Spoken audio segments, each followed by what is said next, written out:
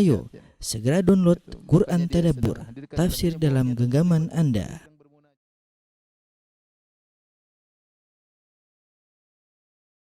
Bismillahirrahmanirrahim. Assalamualaikum warahmatullahi wabarakatuh.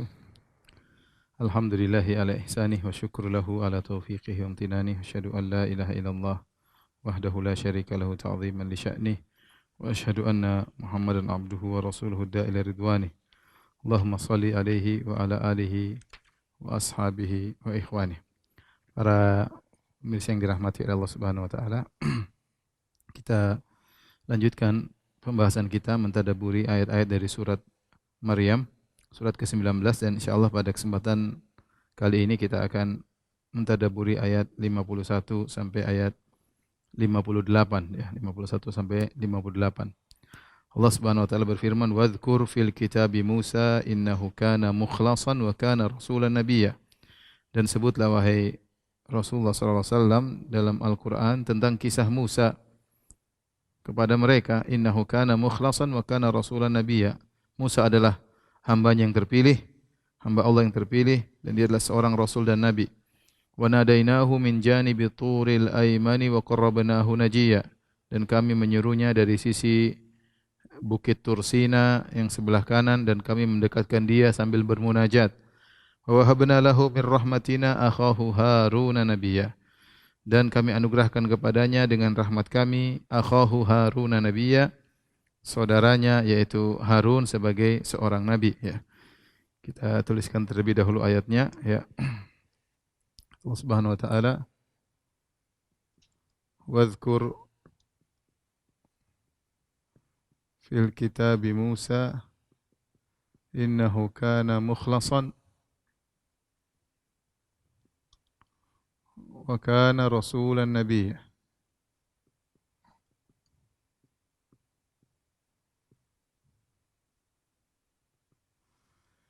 Allah Subhanahu wa taala berfirman, wadhkur, dan sebutlah atau ya sebutlah, itu ceritakanlah. Sebutlah wahai Muhammad atau ceritakanlah dalam Al-Qur'an, fil kitab itu Al-Qur'an,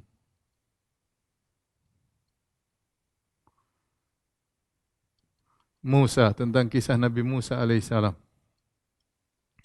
Innahu kana mukhlasan ya. Sini ada dua qiraat.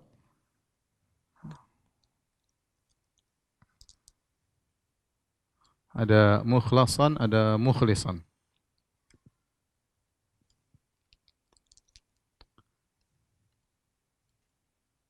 Dia adalah yang terpilih, wa kana rasulan nabiyya ya, rasulan, dan dia adalah seorang rasul dan nabi.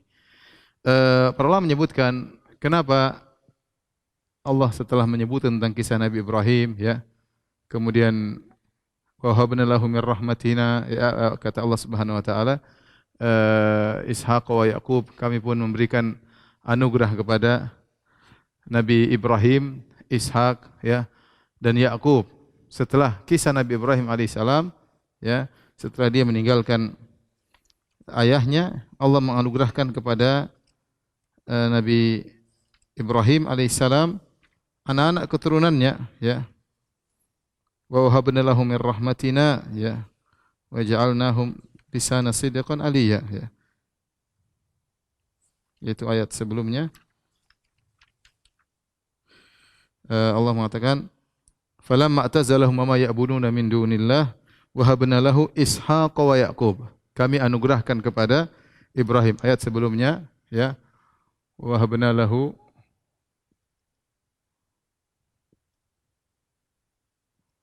Ishaq wa Yaqub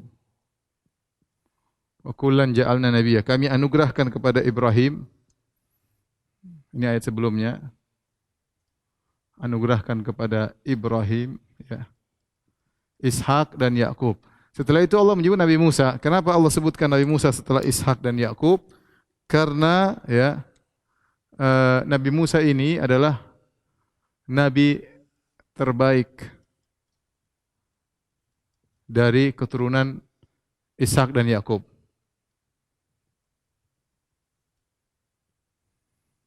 Ishaq dan Yaqub. Kita tahu bahwasanya seluruh keturunan Yakub, nabi-nabi setelah keturunan Yakub sangat banyak ya, disebut dengan anbiya Bani Israel.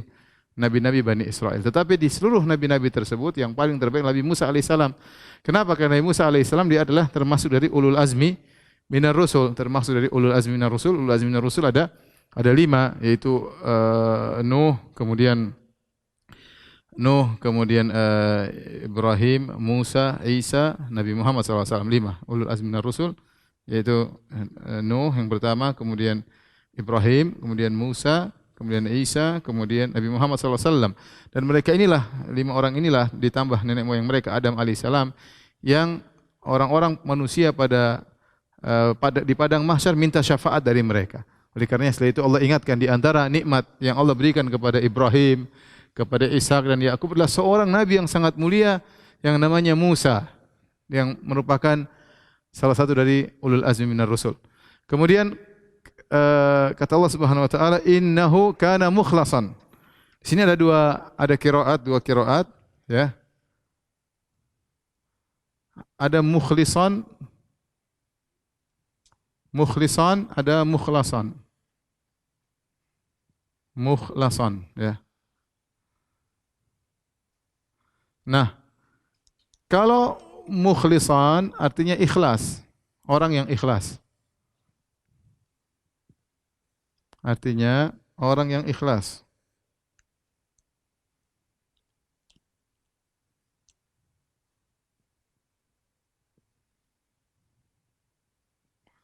Kalau mukhlasan artinya orang yang terpilih.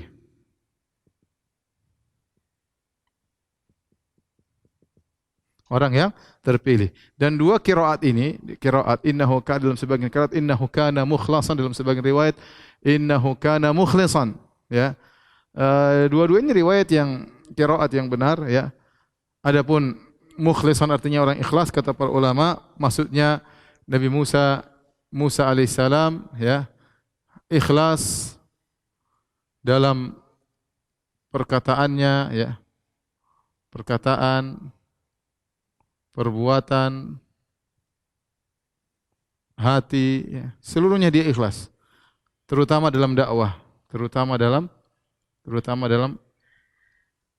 berdakwah. Terutama dalam berdakwah.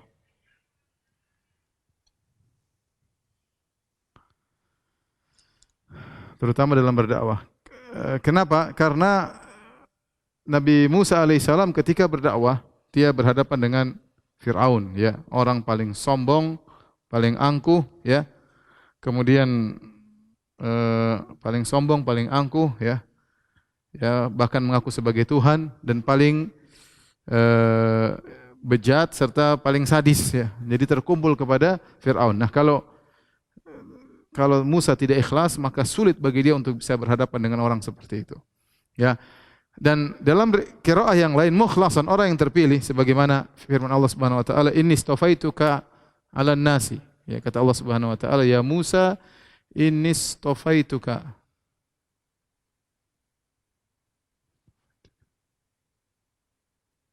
Birisalati. Inni istafaituka 'alan nasi birisalati. Kemudian juga wastana'tuka li nafsi.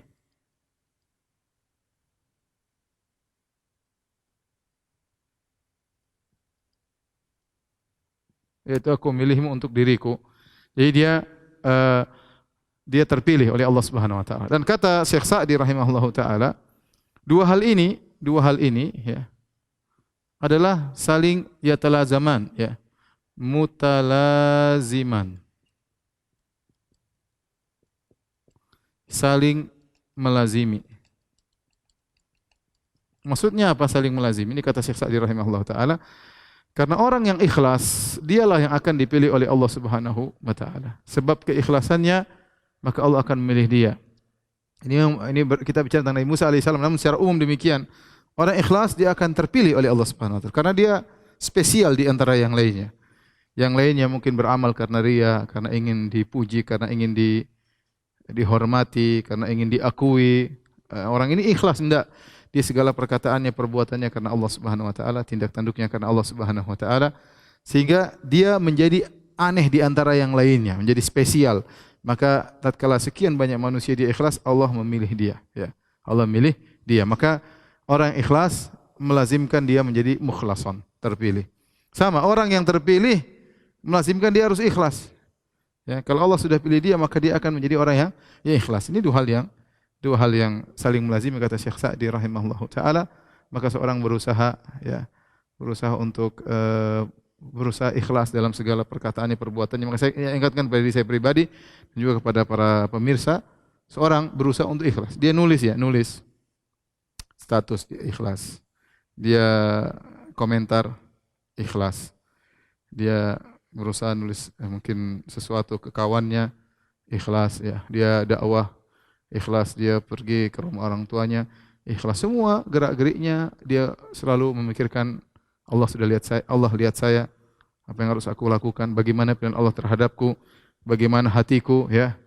Oleh karenanya dikatakan oleh seorang salaf, dikatakan kepadanya, "Ala tahdurul janazah?" Kenapa kau tidak melayati jenazah? Kenapa kau tidak hadir melayat jenazah? Ada orang meninggal dunia, kita ingin melayat ya. Melayat ini bisa jadi ikhlas, bisa jadi enggak, karena enggak enak, itu bukan enggak ikhlas. Kalau ikhlas itu benar-benar karena dia saudaraku, aku datang karena Allah. Maka salaf tersebut diam sebentar. Ulama tersebut dia mengatakan hatta uhdhiran niyyah, sampai aku hadirkan niat. Artinya sampai aku ikhlas baru aku jalan. Itu butuh waktu sedetik atau 2 detik, tetapi itu mempengaruhi. Ya tidak perlu kita ucapkan, tapi dalam hati, ya Allah, Bismillah. Nah, maka ini mempengaruhi amal seseorang. Maka kalau Anda ingin jadi orang terpilih oleh Allah Subhanahu wa taala dunia apalagi di akhirat, ya, maka jadilah seorang yang mukhlisan. Inilah sifat Nabi Musa alaihissalam, senantiasa ya, senantiasa. Innahu kana mukhlisan, senantiasa ikhlas. Ya, senantiasa ikhlas. Di sini apa namanya? Allah mendatangkan dengan isim fa'il untuk menunjukkan kesinambungan. Mukhlisan, senantiasa, isim fa'il menunjukkan kesinambungan. Ya, isim fa'il menunjukkan kesinambungan.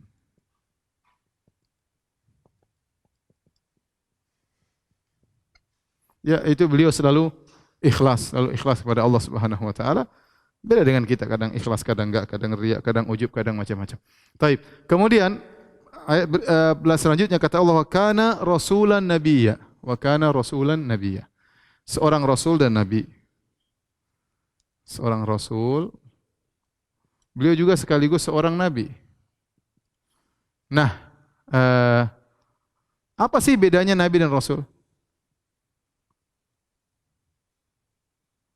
Beda nabi dan rasul. Apa bedanya? Maka ada khilaf di kalangan para ulama, ada khilaf. Ya, khilaf di kalangan para ulama.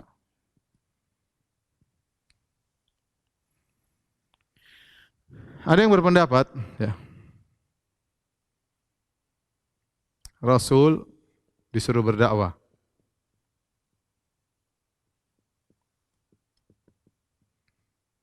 Nabi tidak. Ada yang mengatakan, dapat yang lainnya, Rasul punya kitab suci, punya syariat baru.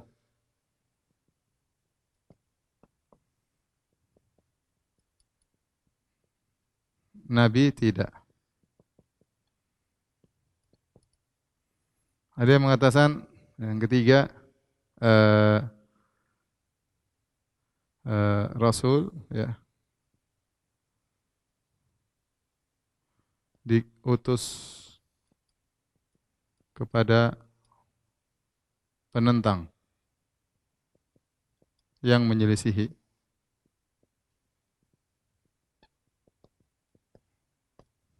Adapun Nabi tidak demikian.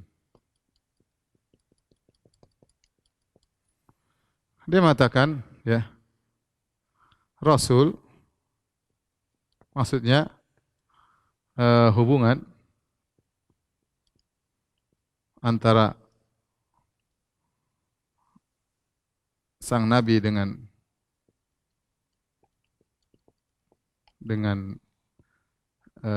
umat. Adapun Nabi yaitu hubungan antara Allah dengannya. Ini beberapa pendapat, mungkin ada pendapat-pendapat yang lain, itu yang saya lagi ingat. Ini ada beberapa pendapat, ya. Apa bedanya dengan Rasul? Karena ketika Allah mengatakan wa kana rasulan nabiyya, Allah mensifati Nabi Musa dengan dua sifat, Rasul dan Nabi. Ya, kalau Rasul sama dengan Nabi, kalau Rasul sama dengan Nabi ya enggak perlu. Berarti tatkala digandengkan dalam satu konteks Rasul dan Nabi, berarti Rasul lain dengan Nabi lain. Dan ini kesepakatan para ulama bahwasanya kedudukan Rasul lebih tinggi, kemudian Nabi baru wali. Ya. Kedudukan Rasul paling tinggi, kemudian Nabi, baru kemudian wali. Rasul paling tinggi lagi, ulul azmi minar rusul. Ya. Jadi kalau kita mau urutkan para Rasul, yaitu pertama adalah ulul azmi, kemudian para Rasul, baru kemudian para Nabi. Ya. Baru kemudian kalau untuk umat kita siddiqun, kemudian syuhada, kemudian solihun. Yang siddiqin syuhada ini wali-wali Allah. Ul azminar Rasul tadi ada lima orang, yaitu Muhammad SAW, Ibrahim, ya, kemudian Nuh, Musa, Isa, ya.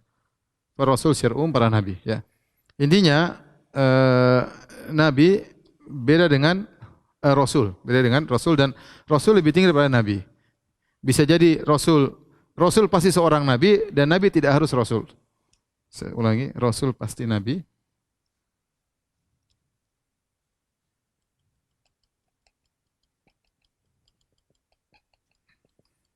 Tapi tidak sebaliknya.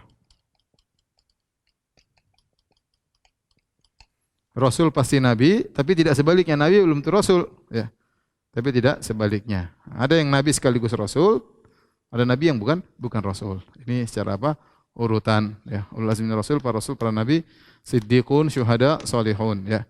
Nah, terus apa bedanya Nabi dan Rasul? Maka ada yang mengatakan Rasul adalah hubungan antara sang Nabi dengan umat, yaitu ke Rasul maksudnya risalah yang Allah kirim kepada sang Nabi untuk disampaikan kepada umat. Disebut Rasul utusan Allah. Rasul artinya utusan Allah kepada umat. Jadi hubungannya antara Nabi dengan umat, dia sebagai Rasul Tuhan untuk disampaikan kepada umat. Nabi yaitu hubungan antara dia dengan Allah. Makanya dikatakan Muhammad SAW nubbi'a bi iqra bismi rabbikal ladzi khalaq, ya.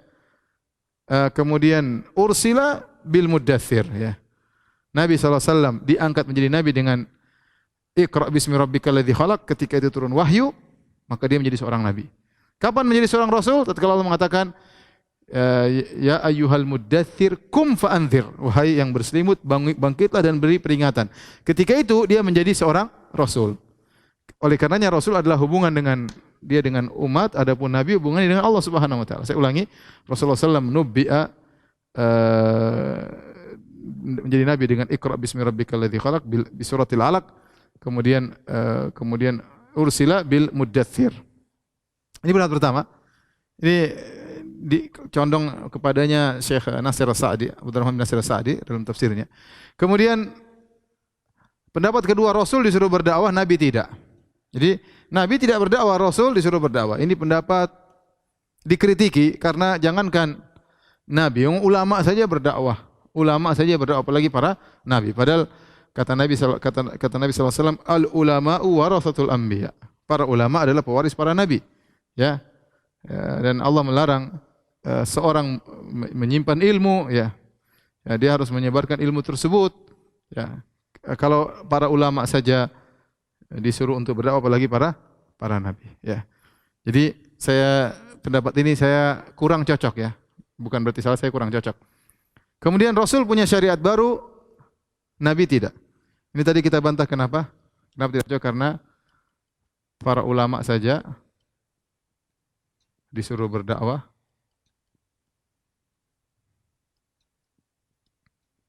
apalagi Nabi. Kemudian Rasul punya syariat baru, Nabi tidak. Ya, ini juga saya kurang cocok. Ya, ini pendapat ya. Ini kita cari pendapat yang lebih kuat. Kenapa? Karena eh, Ismail alaihissalam disifati dengan Rasul, dengan sifat Rasul. Nanti akan datang sifat Rasul. Padahal beliau membawa syariat Nabi Ibrahim. Ayahnya Ibrahim.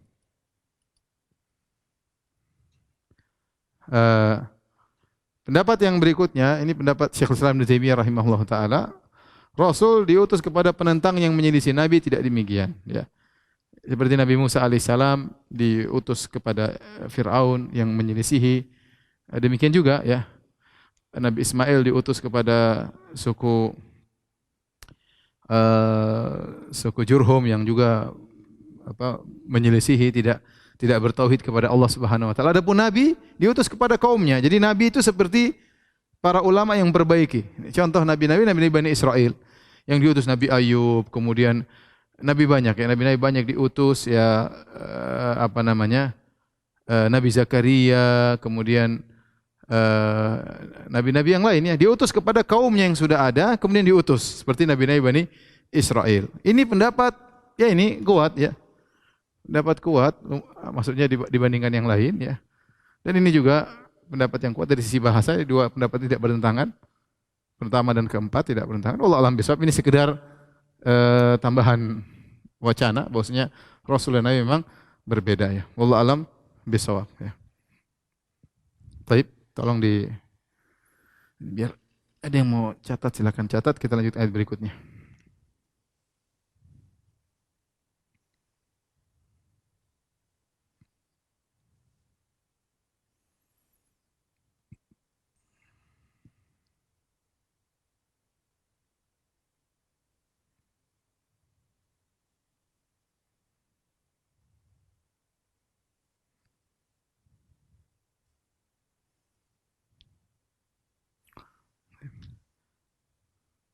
Ada kain hapus.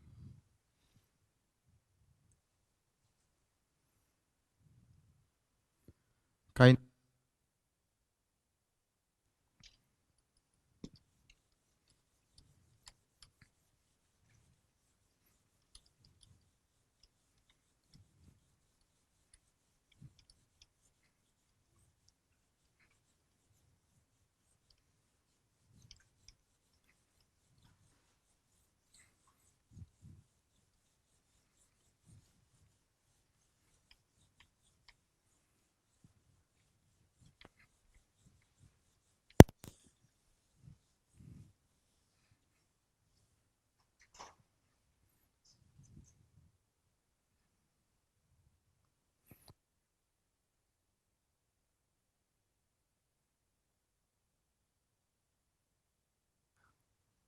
Baik, kita lanjutkan ayat berikutnya ya. Wa nadainahu min janibit turil aiman.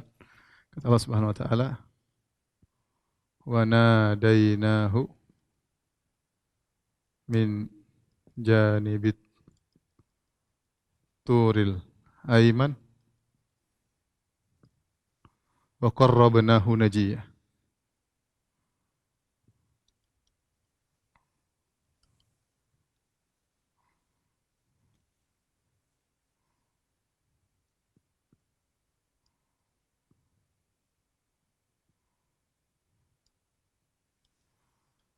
Wa habna lahu min rahmatina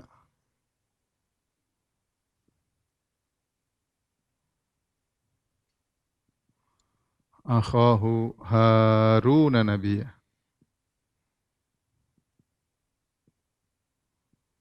Baik. Allah berfirman dalam ayat ini, wa nadainahu, kami menyerunya. Nida artinya seruan, kami menyerunya. Kami menyeru Musa alaihissalam dari sisi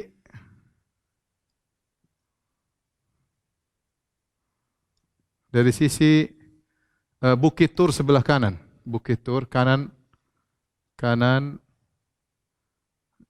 gunung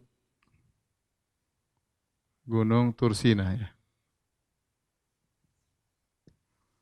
Wa qarrabnahu najiya, dan kami mendekatkan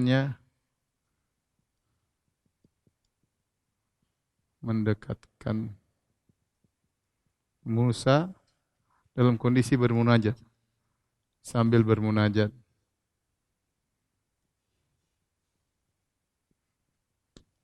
Wa wahabna lahu min rahmatina. Kami anugerahkan kepadanya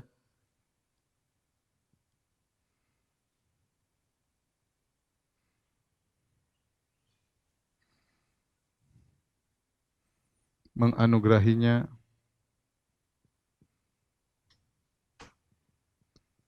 dengan rahmat kami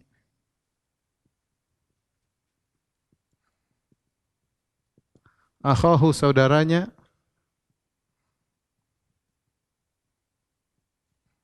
Harun sebagai nabi. Taib, kita akan bahas ayat ini. Ya. Allah berfirman, wa nadainahu, kami menyeru Musa. Perhatikan sini, menyeru ya, dari nida. Nida itu seruan, arti bahasa Arab artinya seruan. Seruan ya. Dan seruan dalam bahasa Arab itu mengharuskan adanya suara. Ini mengharuskan adanya suara.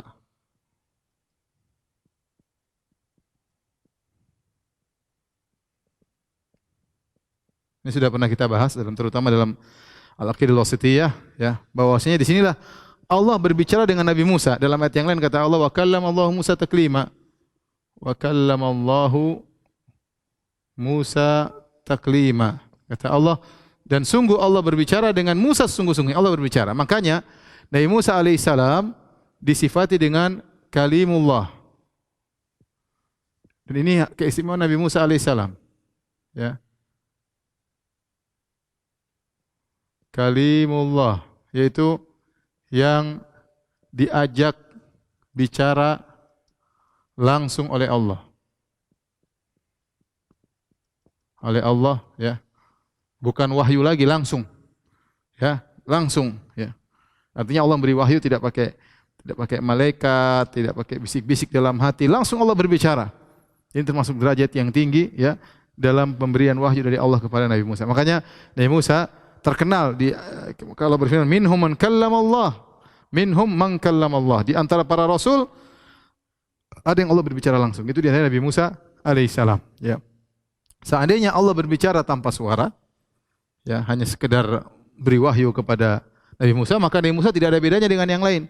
Maka dia tidak akan mendapatkan predikat kalimullah. Nabi Musa mendapatkan predikat kalimullah karena wa nadainahu, kami menyerunya, yaitu berbicara langsung dengan Nabi Musa alaihissalam. Ya, mana nida itu menyuruh Musa dari arah jauh. Ya, menyuruh Musa, nida itu seruan dari arah jauh. Seruan dari arah jauh. Dari jauh. Seruan dari jauh. Jadi ini menunjukkan Nabi Musa alaihissalam spesial. Dia berbicara langsung dengan Allah Subhanahu wa taala. Ingat kalau diartikan tidak ada Musa dengar ya. Dan ini akidahnya Asy'ariyah mengatakan Allah tidak berbicara tanpa suara, tanpa huruf. Ini tidak benar. Itu pendapat yang tidak tepat, pendapat yang salah ya. Karena terlalu banyak dalil ya bahwasanya Allah berbicara, didengar oleh malaikat, didengar oleh nabi ya. Banyak sekali dalilnya, terlalu banyak kalau mau dikumpulkan, terlalu banyak. Dalam Al-Qur'an juga banyak. Allah berbicara dengan Nabi Adam di surga ya. Dengan nida, dengan seruan dan yang lainnya ya. Oleh karenanya menolak Allah punya suara, mengatakan Allah tidak punya suara, melazimkan Nabi Musa tidak spesial. Melazimkan Nabi Musa tidak spesial. Ya. Ingin menyatakan Nabi Musa spesial dengan gelar kalimullah, maka melazimkan harus menetapkan suara Allah Subhanahu wa taala. Makanya dalam surah Toha sudah kita bahas, Allah berfirman, "Fastami' lima yuha." Dengarkanlah kepada apa yang diwahyukan kepada engkau wahai Musa. Ya, Allah mewahyukan tidak pakai perantara, langsung. Fastami', dengarkanlah. Dengar ada suara yang didengar. Ya, ini sudah kita bahas panjang lebar dalam Syarah Aqidah Wasithiyah. Silakan ditonton kembali. Min janibi turil aiman. Al-aiman, di sini aiman ada dua tafsiran. Al-aiman bisa artinya kanan, ya, bisa juga al-aiman artinya mubarak, mubarakah. Dan dua-duanya ditafsirkan oleh para ulama. Kami memanggil dari sisi sebelah kanan. Sebelah kanan maksudnya ketika Nabi Musa berjalan dari Madian menuju ke Mesir, Nabi Musa melewati Bukit Tur Sina, maka di sebelah kanan Nabi Musa di lereng atau di lereng Bukit Tur Sina, disitulah kemudian Allah berbicara dengan Nabi Musa, ya, yaitu sebelah kanan Nabi Musa. Yang bukit tersebut juga bukit yang penuh keberkahan, ya. Innaka bil wadil muqaddas, sungguhnya kau berada di lembah yang suci, kata Allah Subhanahu wa taala. Jadi dua-duanya ditafsirkan. Kemudian kata Allah wa qarrabnahu najiyya. Perhatikan sini wa qarrabnahu.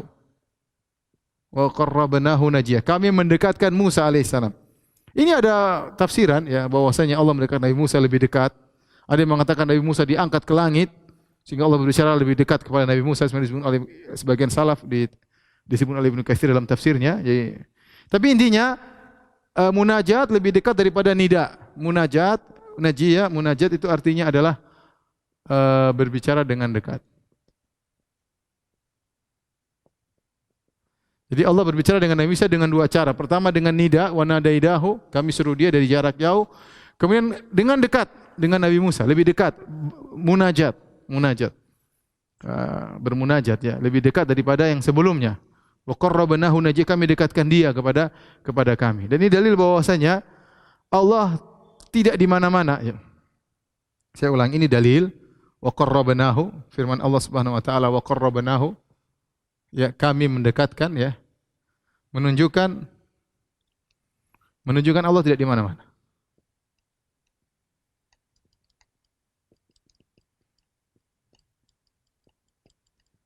Sebagaimana perkataan sebagian orang, karena kalau Allah di mana-mana, maka tidak perlu didekatkan dan tidak ada beda antara Musa dengan yang lainnya, dengan benda-benda dan makhluk-makhluk yang lainnya. Karena semuanya dekat dengan Allah.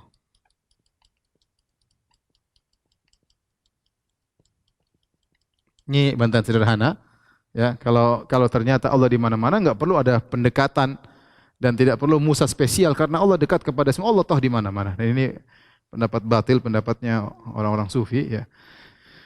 Kemudian kita lanjutkan, ya. Setelah itu Allah menyebutkan keutamaan Nabi Musa alaihissalam. Di antaranya Allah mengatakan, wa wahabna lahu min rahmatina. Dan kami anugerahkan kepada Musa min rahmatina, itu karena kami kasih sayang kepada Musa. Yaitu, kenapa Allah menganugerahkan Harun kepada Nabi Musa? Karena Allah, kata Allah, dengan rahmat kami. Karena konsekuensi rahmat kami, kasih sayang kami kepada Musa, kami menganugerahinya akhahu, saudaranya Harun nabiyya, Harun sebagai nabi. Ya, sebagaimana kita sudah jelaskan di awal surat Thaha, yang di mana Nabi Musa berdoa, ya, waj'alli waziran min ahli Harun akhi. Jadikanlah pembantu untukku Harun, saudaraku. Ya. Kemudian dalam ayat yang lain, wa akhi Harun huwa afsahu minni risala.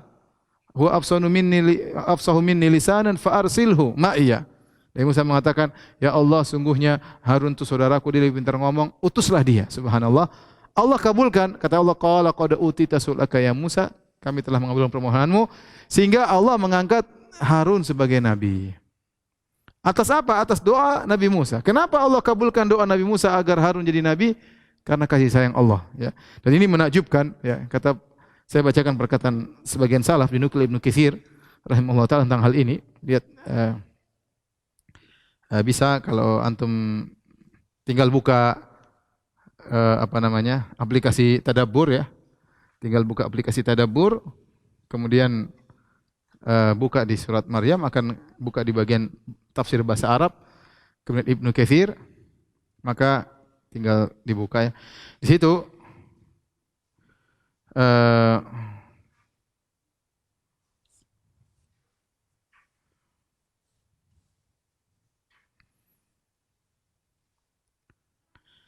Kata Ibnu Katsir, "Walihadza qala ba'dhus salaf", oleh karenanya berkata sebagian salaf, "Ma syafa'a ahadun fi ahadin syafa'atan fid dunya a'zam min syafa'ati Musa fi Harun an yakuna nabiyyan." Tidak ada ya seorang memberi syafaat kepada orang lain di dunia lebih agung daripada syafaat Musa kepada Harun agar dia menjadi nabi. Bagaimana kemudian berdoa kepada Allah agar Harun jadi nabi dan diangkat menjadi nabi. Makanya kata Allah Subhanahu wa taala tentang Nabi Musa, "Wa kana indallahi wajiha." Musa itu memiliki kedudukan di sisi Allah, memiliki kedudukan, martabat. Buktinya dia memiliki kedudukan, dia minta Harun menjadi nabi dan jadi nabi, ya. Kita bicara tentang kita saja, betapa banyak kita berdoa agar teman kita jadi soleh, agar suami kita menjadi soleh, agar istri kita menjadi soleha, agar anak kita menjadi soleh. Tidak jadi, Allah belum tentu mengabulkan. Lihat Nabi Musa alaihissalam minta kepada Harun bukan jadi orang soleh saja, tapi Harun jadi seorang rasul. Allah kabulkan. Jadi Harun diangkat menjadi rasul. Kenapa? Karena kasih sayang Allah kepada Nabi Musa alaihissalam. Makanya Allah mengatakan, "Wa habna lahu mir rahmatina." Kami anugerahkan kepadanya dengan rahmat kami. Akhahu Haruna nabiyya. Kami jadikan Harun saudaranya sebagai nabi. Kita tahu bahwasanya Harun lebih tua daripada Nabi Musa. Dia kakaknya Nabi Musa. Tetapi Nabi Musa yang dahulu menjadi seorang rasul, baru kemudian Harun, dan kerasulan Harun adalah anugerah Allah kepada Nabi Musa alaihissalam. Baik, kita lanjutkan. Sudah apa? Kalau ada yang mau catat.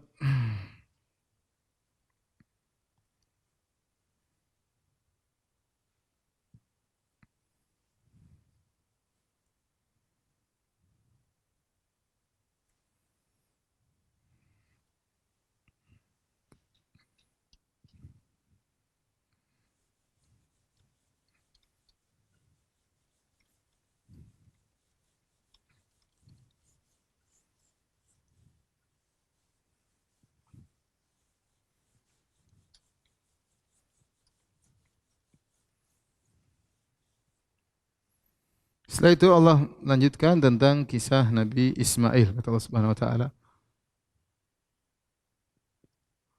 "Wadhkur fil kitabi Ismail innahu kana shadiqal wa'di wa kana rasulan nabiyya wa kana ya'muru ahlahu bis salati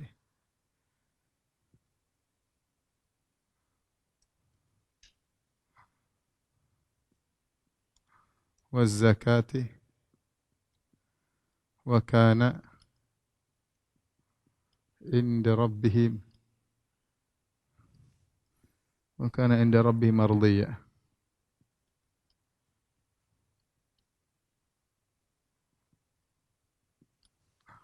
Artinya, saya artikan, wazkur, dan ceritakanlah, sebutlah dalam Al-Quran Ismail. Innahu kana shadiqan, sungguhnya dia adalah shadiqal wa'di, memenuhi janji.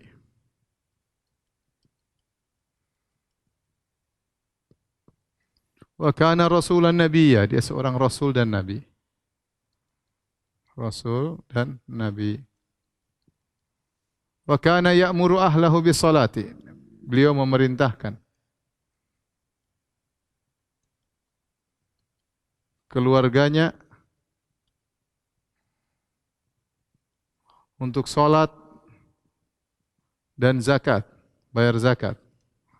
Wa kana 'inda rabbi mardiyya, di sisi Rabbnya, diridhai. Saya ulangi, wazkur fil kitab Ismail, dan sebutlah wahai Muhammad sallallahu alaihi wasallam di Al-Qur'an tentang Ismail. Innahu kana shadiqal wa'di, dia adalah seorang selalu menepati janji. Wa kana rasulan nabiy, seorang rasul dan nabi. Wa kana ya'muru ahlahu bis salat, senantiasa menyuruh keluarganya dengan salat, zakat. Wa kana 'inda rabbi mardiyya, dan dia berada di sisi Rabbnya diridhai. Baik. Allah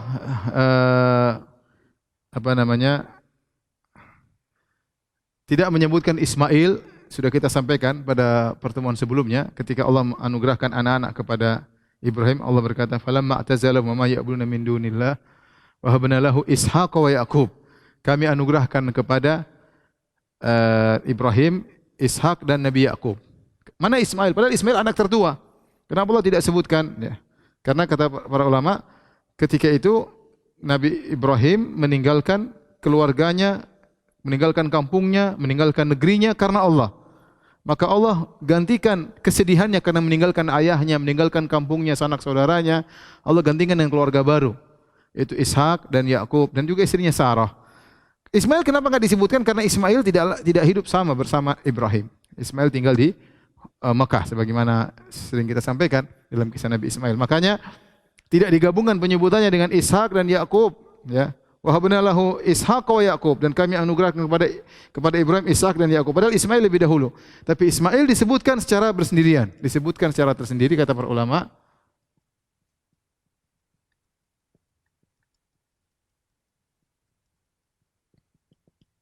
Kenapa? Di antaranya karena Ismail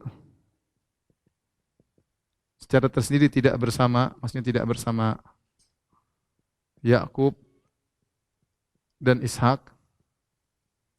Kenapa? Karena Ismail tidak hidup bersama, tidak tinggal bersama Ibrahim. Tapi dia tinggal di Palestina. Tapi Ismail alaihissalam tinggal di Mekah. Yang kedua, untuk menyebutkan ya kemuliaannya secara tersendiri. Sebagaimana disebutkan oleh Tahir Ibn Ashur dalam tafsirnya. Kenapa? Karena Ismailah yang menemani ayahnya membangun Ka'bah. Ismailah yang rela untuk disembelih oleh ayahnya, sehingga perlu disebutkan secara tersendiri tanpa bergandengan dengan saudaranya Ishak dan ponakannya Yakub. Baik. Kemudian kata Allah Subhanahu wa taala, "Wa kana shadiqal wa'di." Innahu kana shadiqal wa'di. Selalu memenuhi janji, ya. Maksudnya apa? Di sini janji dua kata para ulama. Janjinya kepada Allah, janji kepada orang lain.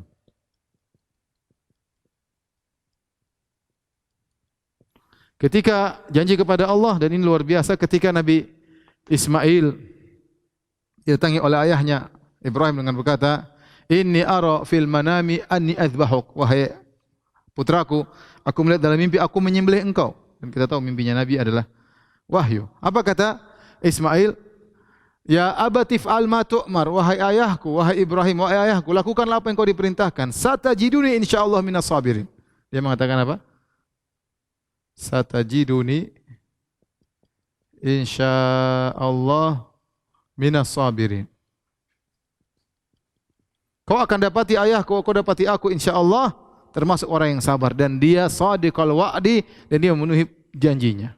Benar ketika didatangi oleh Ibrahim dengan alat penyembelihan, dan kemudian mau disembelih, dan Ismail sabar. Dia tidak teriak, dia tidak lari, wa tallahu lil jabin. Ibrahim Ismail tidak lari. Benar-benar dia shadiqal wa'di. Jadi kepada Allah dia berjanji. Dan manusia terkadang berjanji kepada Allah, janji kepada orang lain. Janji kepada orang lain disebutkan dalam buku tafsir.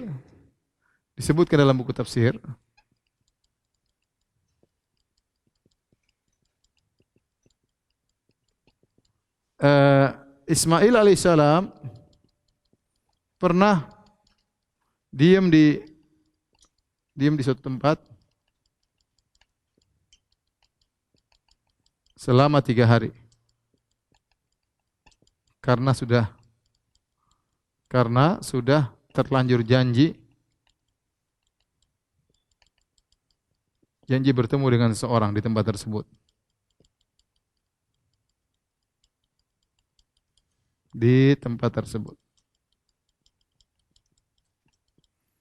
Jadi dia pernah janji sama orang, akhirnya orang tersebut nggak datang-datang. Nabi Ismail tetap nunggu di situ selama 3 hari.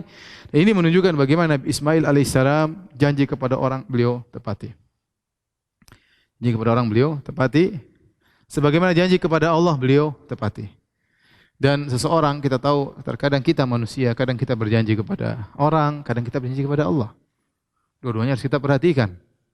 Makanya Allah mengatakan, "Aufu bil uqud." Hendaknya kalian penuhi janji kalian. Allah mengatakan, "Wahfadzu aimanakum." Jagalah janji kalian. Kalau seorang sudah berjanji kepada Allah, kepada Rabb-nya, mungkin enggak ada yang tahu. Tapi dia berjanji kepada Allah, "Ya Rabbku, aku akan begini-begini." Dia bernazar, ya. Dia penuhi janjinya, meskipun tidak ada yang dengar antara dia dengan Allah Subhanahu wa taala. Demikian juga kalau dia berjanji sama orang lain, karena kalau dia menyelisih janji sifat orang munafik. Alamatul munafik salasa, ya. Tanda-tanda orang munafik, ayatul munafik salasat. Tanda-tanda munafik tiga di antaranya idza wa'ada akhlafa.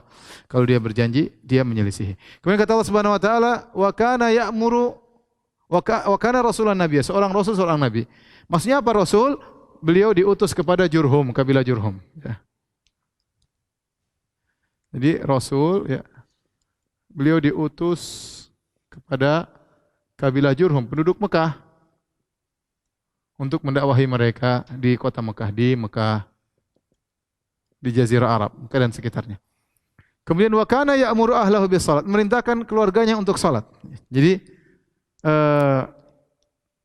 dia perhatian sama keluarganya. Ya. Ahlahu di sini, ya, ada dua penafsiran. Ada yang mengatakan ahlahu keluarganya. Ada yang mengatakan umatnya.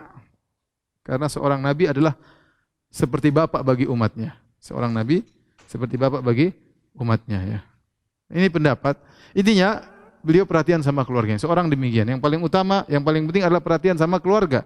Ya ayyuhalladzina amanu qu anfusakum wa ahlikum nar. Wahai orang beriman, jagalah diri kalian, keluarga kalian daripada neraka jahanam.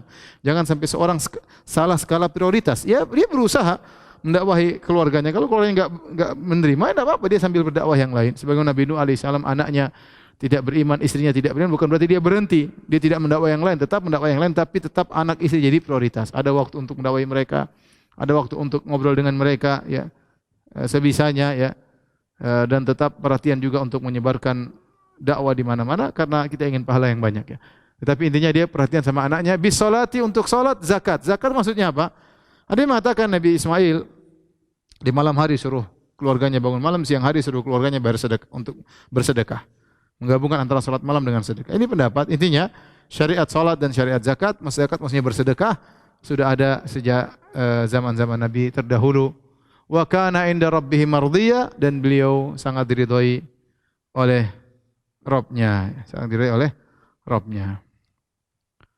Baik, para pemirsa yang dirahmati Allah Subhanahu wa taala, saya rasa ayat selanjutnya juga masih panjang. Kita sampai sini saja kajian kita, insyaallah jangan lupa pada maghrib kita lanjutkan bahasan kajian perdana kita tentang Asmaul Husna, ya. Demikian, kurang lebihnya mohon maaf. Subhanakallah bihamdik, asyhadu an la ilaha illa anta, astaghfiruka wa atubu ilaik. Assalamualaikum warahmatullahi wabarakatuh.